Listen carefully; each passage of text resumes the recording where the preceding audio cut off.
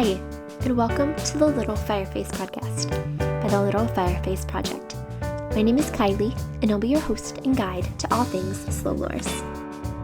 Today, we celebrate the new year and the new decade by looking back at our strides in slow loris conservation over the past decade, with some help from some very special guests, including past and current PhD researchers and our current field station coordinator. We'll also hear from LFP Director Anna Nekaris about her work with slow lorises over the past decade. But before then, here's some highlights from the 2010s.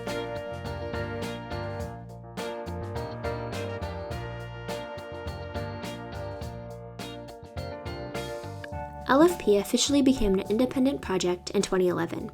Prior to this, it existed as part of the Oxford Brookes Nocturnal Primate Research Group. 2011 was also the beginning of Slow Loris Outreach Week, which we covered here on the podcast. In 2012, the award-winning film Jungle Gremlins of Java premiered on BBC Two. The film brought attention to the plight of slow lorises and reached a worldwide audience of millions. In 2013, the Slow Loris Forest Protector Education Program began in Java. So this is a really cool education project and one of my favorite things that LFP does. So the Solaris Forest Protector Project is a really beautiful children's book that's been written by Anna and illustrated by a professional illustrator in this really amazing comic book style that's really popular with the kids in Java. And it's also a education back and series of lessons to go along with it.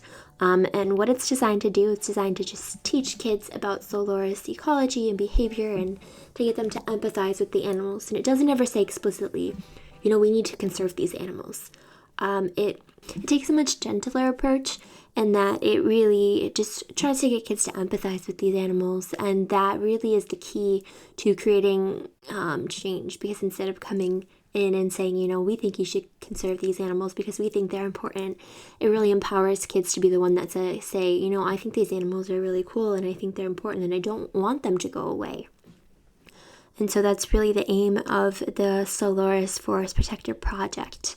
And there was a study that the LFP team did that was published in 2018, and they found, using some really cool methods, which hopefully we'll talk about this paper on the podcast at some point, because it's one of my favorites.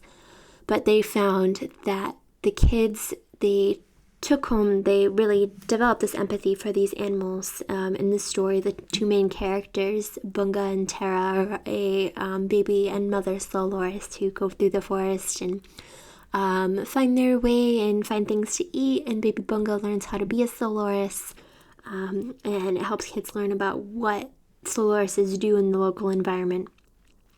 And so what they found is that through this book, kids really take home these messages and then expand upon them. So they're showing critical thinking and developing their own thoughts as to things like slow lorises are endangered and, it's illegal to hunt them and things like that weren't mentioned in the book.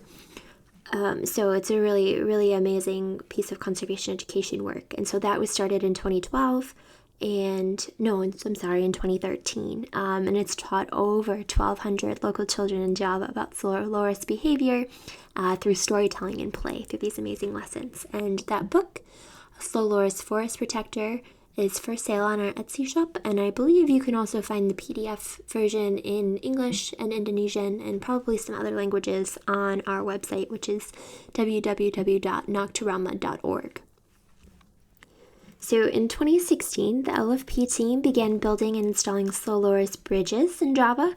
And so what those basically are is that slow lorises are arboreal animals. So they live in trees, they sleep in trees, they eat in trees, they find their mates in trees, they have their babies in trees. And so having connected trees where slow lorises can move from one to the next is really important. And when things like agriculture happen, people might cut down trees and limit the connectivity of those slow loris habitat. And so what these bridges have done, there tend to be pipes or like ladder type things, ladder type constructions. They are strung up between trees and they help slow lorises move to different parts of the range that they wouldn't have been able to access before. And it's also really important for local agriculture because it allows people to continue to, maintain their livelihoods, which is super important, while also helping the slow loris conservation. So that project began in 2016. And then 2019 saw the beginning of the Wildlife-Friendly Coffee Project, which has been led by postdoctoral researcher Marco, who came on the podcast a few months ago, and I'm hoping he'll come back when he's back from Java to tell us more about how the coffee program is going. But it's aiming to promote organic coffee production, so it's both sustainable and it's also wildlife friendly. Marco and LFP have developed a wildlife-friendly certification and a certain number of steps that farmers have to go through to get this certification. And he's talked to farmers about what some of the challenges are to that and helped to really build a collaborative program with them that they would want to participate in for this wildlife-friendly coffee project. And it also helps support the local economy because coffee is one of the, it's actually the biggest agricultural product in the region. And so, again, it's that theme of, helping primates, helping people. And so that began early in 2019. And then towards the end of this year, we had some really amazing news. End of last year, in 2019, we had some really amazing news, which was that Chipagonti instated a hunting and littering ban, which is amazing. It's really the culmination of many years of work from the LFP team and the people in Chipagonti. And it's going to help protect wildlife and the environment, including our special slow lorises and things like civets. And really, we couldn't be more proud to have this happen. It's been really the culmination of all of our work, LFP and the local people and just everyone involved. So some other fun things. Over the past decade, Dr. Anna has co-authored more than 150 publications, including some groundbreaking work on research into slow loris venom, because they're the only venomous primate. And also things like slow loris ecology and behavior and their prominence in the wildlife trade, conservation education, as I discussed. And many of these have been written alongside PhD students and postdoctoral researchers. So now it's time to pass the mic over to them and listen to them tell us about some of their amazing work during this decade of discovery. First up is PhD student Katie Reinhardt.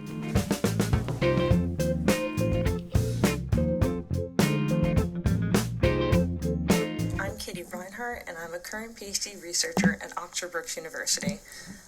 I conducted both my master's and PhD research with the Little Fireface Project in Java, where I broadly focus on the ecophysiology of slow lorises towards understanding how they respond to environmental changes both in behavior and physiology.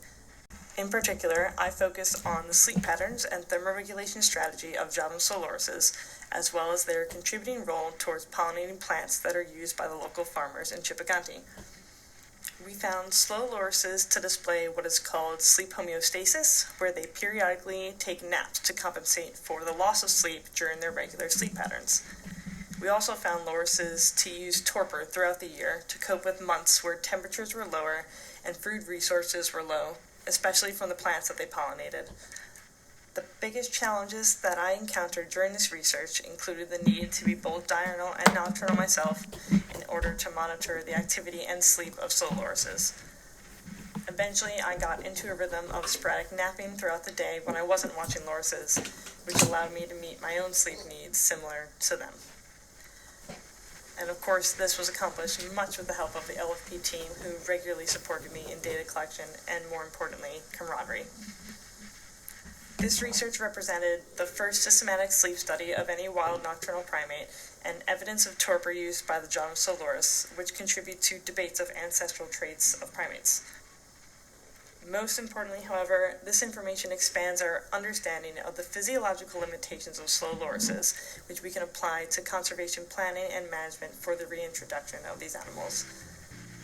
Having just defended my thesis this past December, I'm now reaching the end of my PhD studies and am beginning to plan my next steps in conservation research.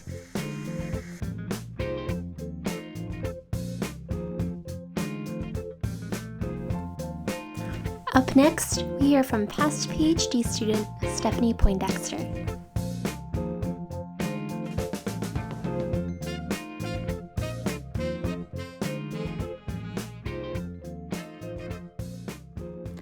Hi, my name is Stephanie Poindexter, and I was an LFP MSc and PhD researcher in 2013 to 2014, and then 2014 to 2018. So I really got interested in lorises. Honestly, it was after I met Anna. So I came to do the master's, and my plan was to study welfare in chimpanzees, because they were a species that, were really prominent in zoos and something I was somewhat familiar with from my undergraduate studies. But once I met her, she started telling me about lorises, and the rest is history, so to speak. But while I was working with LFP, I visited the site once or twice, and mostly worked with the long-term data set. But what I was looking at was the GPS data to see how their home ranges were forming, who was overlapping with whom, and how individuals were navigating their individual home ranges. I was also really interested in locomotor behaviors. So what sort of postures and positions were they using to move throughout different strata within the forest? And so one of the things that I learned while doing this was that slow lorises have a pretty good understanding of their environment. They move with intention. They show patterns of directed movement when going between different food sites. They reuse sleeping sites. I also learned a lot about myself and my ability to stay organized and kind of go through old information and make it usable for the present. So much more has been done with the GPS data since I finished with LFP, but it was kind of an early baby of mine to pull all of the data off of the GPS or off of the hard drives that we had and organize it in a way that we could start to figure out what was happening on the ground and, figure out what we could learn from the GPS data that everyone had been collecting over all of those years. As far as greatest successes, it was really exciting finishing my PhD. And so my defense was a really great day. I also think it was very exciting when I was able to get a postdoc. And now I'm going to work at the University at Buffalo as an assistant professor. And so all of this wouldn't have been possible if I hadn't met Anna, if I hadn't studied lorises, if I didn't get the chance to see these really incredible primates. And, her generosity in letting me continue to work with the data set and keep looking at lorises, though I've been, working in a computational lab for the last few years. And so what I'm up to now is still, thinking about lorises. And as I start to do research out of my own lab, I'm really interested in still merging together movement ecology as well as, nocturnal primate conservation, and weave in things that I've learned from my postdoc on sensory ecology and sensory morphology. And so hopefully I can bring all three of those elements together and still contribute towards primate conservation, specifically Solaris conservation. And honestly, I will be an LFP fan for the coming decades. And so I'm just happy that I was able to, make a small contribution towards it during the last decade.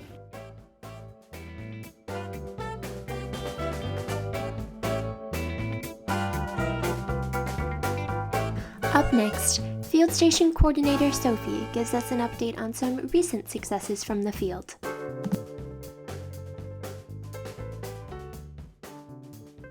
Hello, I'm Sophie Monson. I'm the Field Station Coordinator here at LFP, and I'm speaking to you from a very sunny, very beautiful, and surprisingly not rainy Java. So what has happened in the past 2 months that I have been lucky enough to be a part of LFP? Well, it has been an absolute whirlwind, and I apologise if I miss anything important, but so much has happened. Firstly, the most important and I think the most exciting thing is that Chipaganti now has a law banning hunting and littering. And yes, that is as exciting as it sounds. This is the first of its kind in the district, and hopefully this will set an example to other villages in this district to make this decision as well, that we will not accept hunting.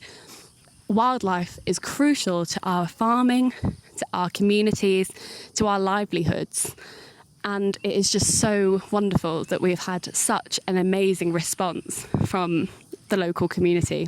Cipaganti really is a wonder to work in because people care. They might not know they care, but they care. There are myths and legends going back hundreds of years that prevent people from harming wildlife, that says, your business will fail if you harm wildlife. So that is helpful when trying to push through these things. It really is a massive success. We had a huge celebration in December, and it was a huge sigh of relief from our side, as we have put months, years of work into this, and special thanks has to go to Marco for all of his hard work. The lorises are thriving. They are doing lots of social behaviour, which is really exciting and stimulating for volunteers. It's so nice to see an animal that's so often described as solitary. It's so nice to see that is not the case. They are a social and complex primate that communicates ultrasonically, that has been shown for young to stay with their parents for up to 18 months. It's amazing to see these animals in the wild almost every day, and we're very lucky to have such a great population here in Cipaganti. What else has happened? So we've had many collaborations with local organisations. So I'm currently speaking to you from Jampering, the Jampering meet, which is basically the Scouts. They invited us to speak about conservation, which is incredibly exciting. The fact that they want to include conservation on their curriculum alongside, survival skills, alongside living in the wild, This is a new thing for them, and that is a massive, a huge step. So we are speaking there today.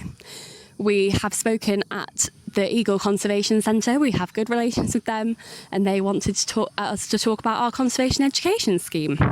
So I was speaking to a group of excited and passionate university students that want so badly to get into conservation, and that was truly inspiring to be in a room full of people that care so much. And finally, we have worked with BKSDA a lot.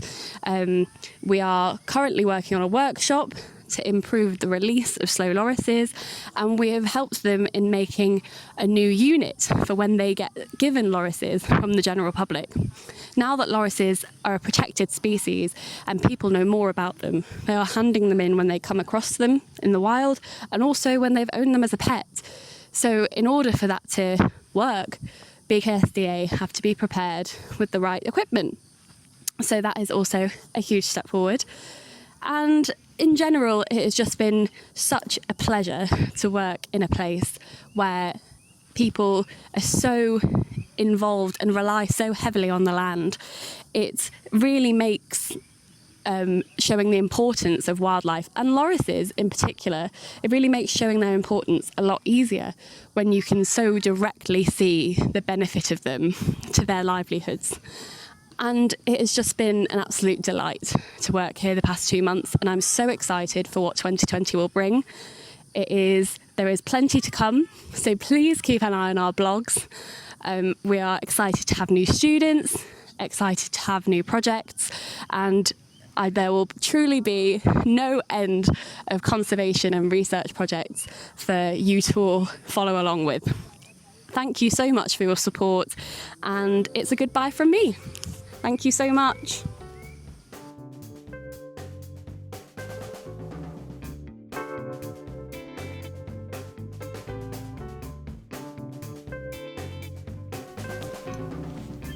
Up next, Director of LFP Anna Nekaris shares some stories about her work with slow lorises over the past decade, as well as about the founding of Little Fireface Project.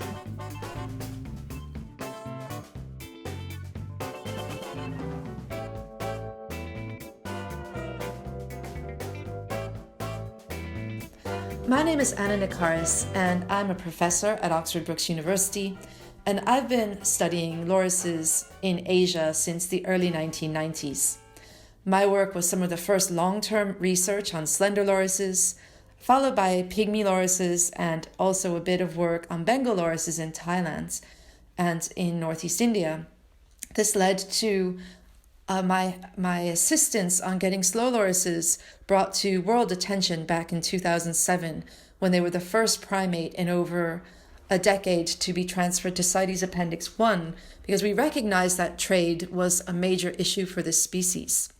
In 2009, that issue became even greater when a video of a pygmy loris kept as a pet in Russia went viral, and many people became more concerned with the plight of lorises, partially because many people liked those cute videos and hadn't realized the damage that they were doing. This then led to discussions with a film company in Bristol in the UK about making a film about slow lorises. And not many people were interested in making a film about the conservation crisis of slow lorises. Around the same time, I gave a public talk to a group of 16-year-old boys and girls at a school here in the UK. And interestingly, I mentioned the slow loris was venomous, and the interest in them lit up amongst those students. And it made me realize no one had ever studied why lorises were venomous. So I managed to write a research grant and receive the grant to study the venom of the slow loris. And although the conservation plight of slow lorises hadn't interested the BBC, the venom angle did. And so we were able to write a script for a film with what was called Venom as the hook, and bringing the plight of slow lorises and their conservation through this 1-hour documentary. We filmed that in 2011 in Java, and it was at the same time we were working on a reintroduction project trying to reintroduce Javan slow lorises to the wild. Sadly, there was a 93% death rate in that study, and it wasn't really a surprise because we hadn't studied them in the wild. They weren't slender lorises, they weren't pygmy lorises, they're a different species. And some of the reasons they were dying, they were starving to death, they were freezing to death, and they were also just running and running, trying to find what they perceived of as home. So this led us to start doing surveys across Java and to try to find a place for a long-term study, not only, and using venom, because venom was the thing that excited everybody, and we also then could get all the basics. What do they eat? What's their social organization? What habitat do they use? And this all kind of culminated in this 1-hour film, which was shown in over 50 countries, won several awards, including many of the top conservation awards. And the first night that film showed, the producer from the BBC wrote to me and said, people will want to know what they can do. They're going to see this and want to know how they could help. So you should do something like make a website or have some social media in ways people can become available to speak to you. So we did all of that. We started, me and one volunteer and her partner, developed in 1 month all of our social media and the website, and we came up with the name Little Fireface Project because we thought, oh, well, we can't just be Anna Nekaris who studies slow lorises, but we should be something, a project. And Little Fireface comes from the Sundanese word for slow loris, which means mukageni, or mukageni in Sundanese. And they're also called the wind monkey, the shy, but Fireface was quite nice because when you look at nocturnal animals at night, their eyes reflect back at you. And we also were sure we didn't only ever want to just study slow lorises, but all those little obscure firefaces shining back at the night, like civets and small cats and colugos. And so that name was inclusive to other animals beyond slow lorises. So the producer from the BBC was right, and I had over 10,000 emails the day after that film aired. And it was a huge phenomenon. I couldn't believe the sensitivity the public had to the issue, and in fact that really offensive video and illegal video and cruel video of the slow loris being tickled was taken down by the main uploader. Sadly, there are still hundreds of copies of it up today, YouTube and Instagram and Facebook still have not changed their laws about uploading this type of material. But at the very least, that one video was taken down, and that was a real success.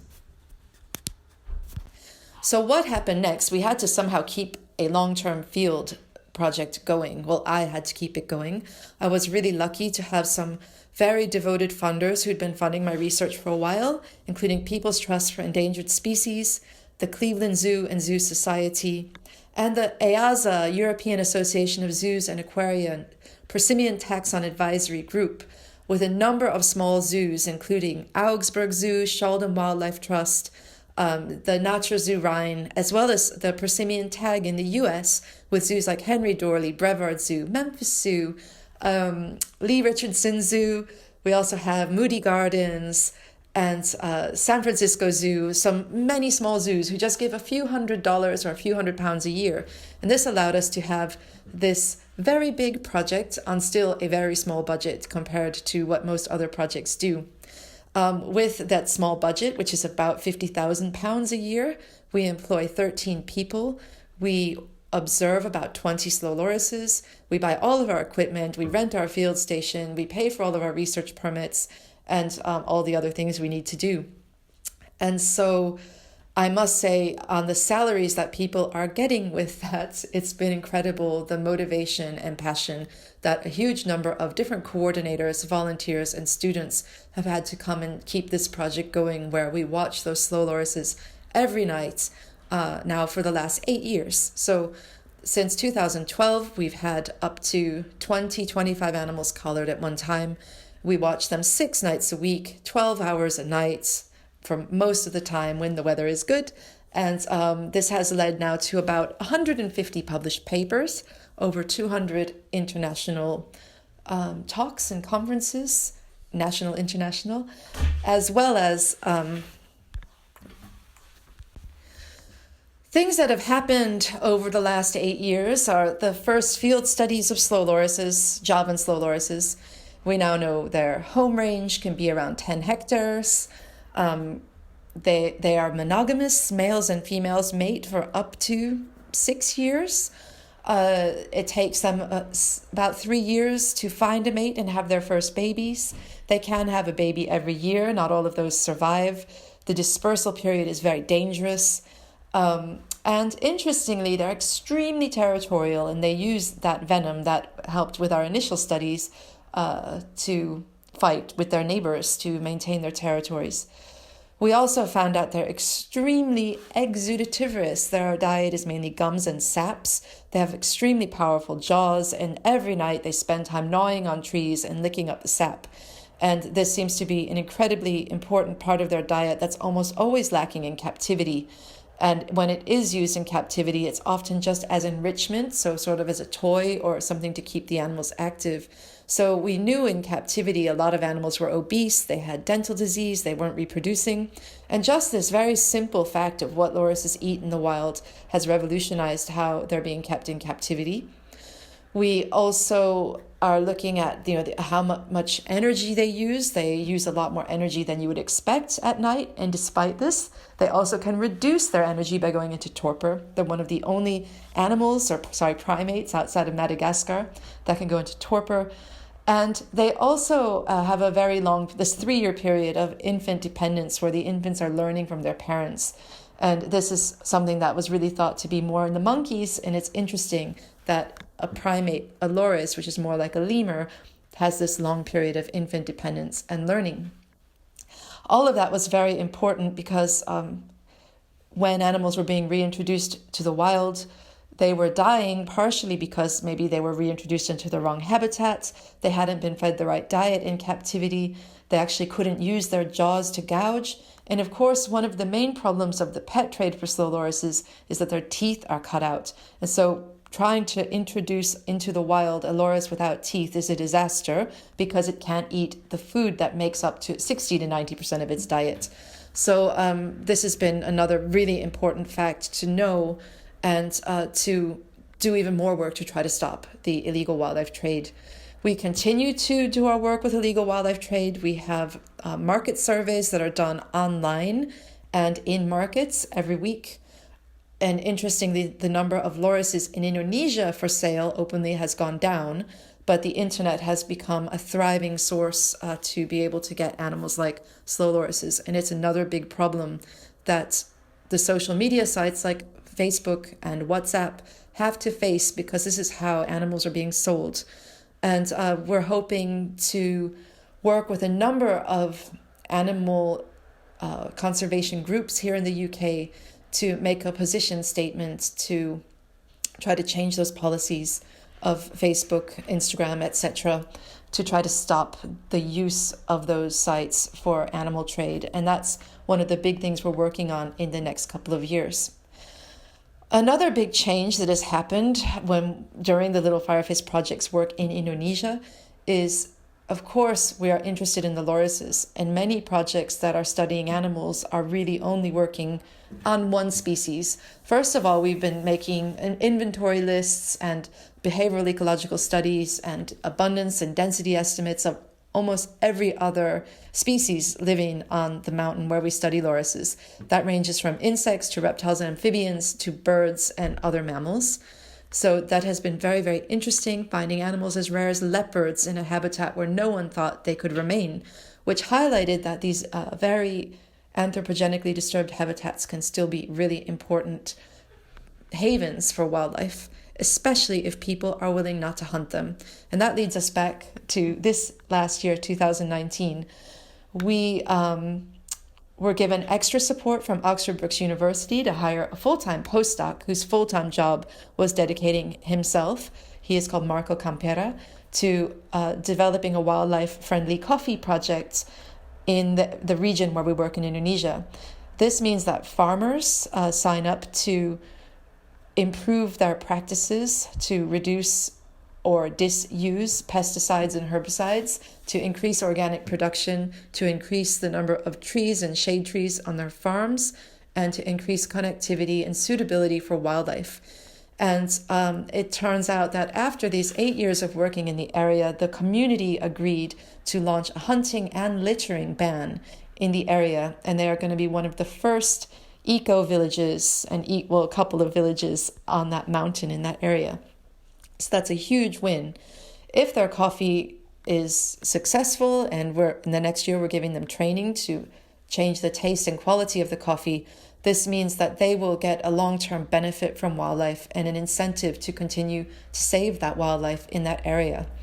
And so this is a huge, great success where the community will now be leading the conservation. And if we were to leave that area, do research somewhere else, hopefully those animals will be there for the long term. So in the next couple of years, we are going to hope to do some loris studies in other areas so we can help with understanding reintroduction difficulties of species that we still don't know the ecology of, because many animals are still in trade. We're actually looking into the genetics, and still we don't exactly know how many species of slow lorises there are. We're about to do work on the full genome of the slow loris and try to use those data to help zoos, rescue centers better identify the many, many animals they're still confiscating from illegal wildlife trade. And also using social media like podcasts, like YouTube videos, to try to use our vast knowledge that we've gained over the last few years to make data available to any practitioners working with slow lorises. For example, last year we did a complete series of slow loris behaviors from our large stock of videos and photographs, which is an ethogram. So an ethogram is a description of all their behaviors, and zookeepers and students and rescue centers can have access to those data.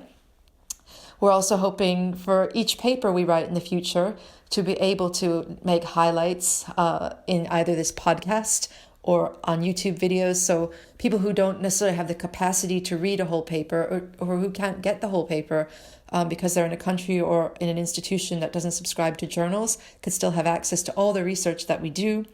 And continuing to work with international associations of zoos and aquaria and rescue centers to help them identify the species of lorises they have and how to care for those lorises in captivity. So it's been an incredibly huge 10 years. It's now the longest ever continuous study of the same population of animals where we know all the mummies and the daddies and their relatives. And it's incredible the conservation impact that has on the animals being in a place long term. But also, one would think that after 8 years, we're not still learning new things about slow lorises. And what's incredible is we're still learning new things. These are long-lived species. They're primates. They take, 3 years just to grow up. So we're only on the 3rd generation of babies at that field site, and the surprises are still going to keep coming. And hopefully we can make it to 10 years. That's the next goal.